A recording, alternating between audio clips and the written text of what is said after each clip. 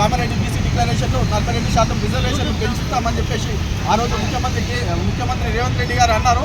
ఆ మాటను మర్చి ఈరోజు మళ్ళీ స్థానిక సంస్థల ఎలక్షన్ పోతున్నారు. ఖచ్చితంగా స్థానిక సంస్థల ఎలక్షన్లు 42% వేసిన తర్వాతనే స్థానిక సంస్థలకు ఎలక్షన్ పోవాలి, కులగణన జరపాలి. అది మా ప్రధాన డిమాండ్, బీసీల తరఫు నుంచి ప్రధాన డిమాండ్గా వినిపిస్తుంది. అలాగే మా మున్నూరు కాపులకు 5,000 కోట్లతోటి ప్రత్యేక కార్పొరేషన్ ఏర్పాటు చేసి, ఫైనాన్స్ కార్పొరేషన్ ఏర్పాటు చేసి సంవత్సరానికి 5,000 కోట్లు ఇవ్వాలి. పేర్చి ఉన్న పంటలను గెజిట్ చేయాలి. తర్వాత మా దాంట్లో ఒక మంత్రి పదవి లేదు, మాకు ఖచ్చితంగా మంత్రి పదవి ఇవ్వాలి. ఎండోమెంట్ బోర్డులో మాకు మున్నూరు కాపు విద్యార్థి వసతి ఉంది, అది దాన్ని బయటికి తీసుకురావాలి. ఏదైతే మేము ఉద్యమాలు పోరాటాలు చేసి ఆత్మ బలిదానంతో ఈరోజు సిద్ధమై ఈరోజు పోరాటం చేస్తున్నామో దానికి కొంతమంది వ్యతిరేకంగా మేము పోరాటం చేస్తున్నామని చెప్పేసి తప్పుడు ప్రకటనలు చేస్తున్నామని ఖచ్చితంగా రేవంత్ రెడ్డి గారు మున్నూరు కాపు ఫైనాన్స్ కార్పొరేషన్ ఏర్పాటు చేసి 5,000 కోట్ల నిధులు ఏర్పాటు చేసిన తర్వాత మహాదారణ సేనలో ఉన్న ఎవరికైనా మీరు ఫైనాన్స్ కార్పొరేషన్ చైర్మన్ బోర్డు మెంబర్లు ఇవ్వాలని చెప్పేసి ఖచ్చితంగా డిమాండ్ తెలియజేస్తున్నాము.